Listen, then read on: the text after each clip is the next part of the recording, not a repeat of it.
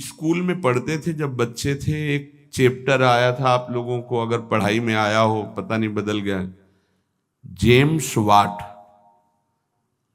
एक James Watt नाम का बालक, जिसको निकम्मा समझा जाता था घर में, वो एक दिन बैठा था, देखा कि एक बटलोई चढ़ी थी और उसके ऊपर ढक्कन रखा था, नीचे से भाप ऐसे करके ढक्कन को उठा देती।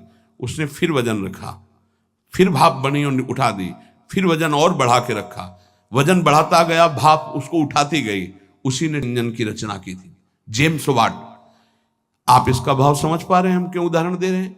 जब आपके अंदर अग्नि पैदा हो रही है, जलन पैदा हो रही, तो आपके जीवन को भगवान की तरफ ले जाने वाले पावर को उठा जागृत कर रही। तुम विचलित होकर उसे विषय भोगों से पुनः शांत कर देते हो। उसे शांत नहीं करना, उसको और बढ़ाना है। आग को जितनी बढ़ जाएगी उतनी जोर से अध्यात्म की तरफ आप चलोगे। उल्टा मत चलो, उल्टा मत सोचो। ये आग समन का अवसर नहीं, आग बढ़ने का अवसर है। आग बढ़ने दो, वही तेजस्वी बनाकर तुम्हें अध्यात्म की ऊंचाई पर चढ़ा देगी। उस बात से अनुभव किया कि भाप में कितनी ताकत है। अगर ये भाप मिले तो बहुत बड़ा कार्य चल सकता। तो वही कोयला झोंककर भाप पैदा करके इंजन के द्वारा ट्रेन निकलवा दी, और उसको सब निकम्मा समझते थे। बस वो विचार, ये चिंतन का विषय। हमारे अंदर जो आग पैदा हो रही, कामाग्नि, क्रोधाग्नि, लोभाग्नि, उसे हम सह रहे हैं। उसको सह रहे हैं तो एक पावर बन रहा है। वो पावर आपको सीधे भगवान की तरफ बढ़ाएगा। अगर आप उसको बुझाने में लग गए तो वो इधर आध्यात्मिक शक्ति क्षीण हो जाएगी और भोगा शक्ति बढ़ जाएगी। ये अनुभव की बातें हैं। आप इसको सहना सीखें, मिटाने में काम नहीं बनेगा। सह करके प्रभु की प्राप्ति हो जाएगी। सहना सीखो, सहना हमारा परम धर्म है। सहन कर गए तो महात्मा, टूट गए तो विषयात्मा। और फिर हमें पता नहीं ये अवसर जो मिला है कब मिले। इसलिए सावधान, सत्संग को सुनो और उसका मनन करो, उसको जीवन में उतारो, तभी लाभ मिलेगा। नहीं रोज सत्संग हो रहा है और अगर आप सुनेंगे नहीं तो 1 घंटा 1.5 घंटा बैठ लिए, फिर वही मनमानी चिंतन, ठीक नहीं।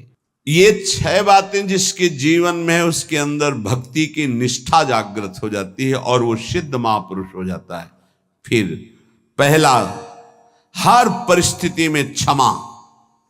बहुत कठिन है, बहुत कठिन है। कोई अपराध पे अपराध करता जा रहा है, हम क्षमा पे क्षमा करते जा रहे हैं।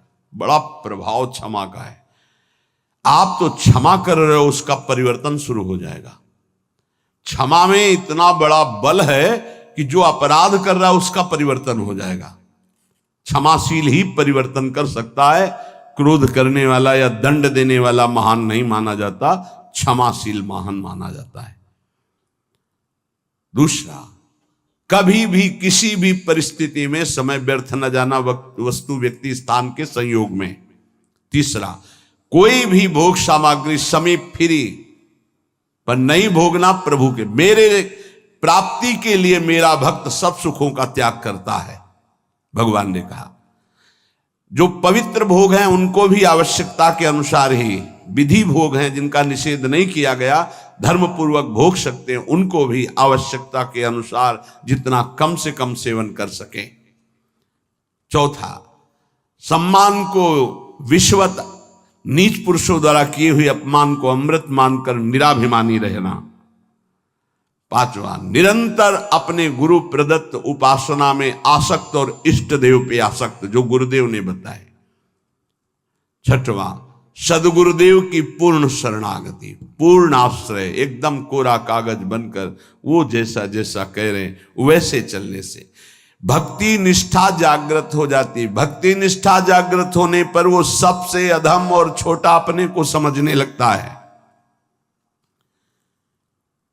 अपने को इतना तुच्छ मान लेता है कि उसके भजन, सेवा, सद्गुण जितने हैं उनका उसके अंदर अभिमान ही नहीं आता। इसी कारण वो सिद्ध हो जाता है।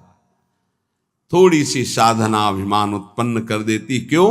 क्योंकि गुरु कृपा नहीं है। इसलिए जहां निराभिमानी होकर प्रभु से अपना संबंध जो था है, जो रहेगा, उसका बोध हुआ उसी समय उसे भगवान की प्रेम लीलाओं का अनुभव होने लगता है।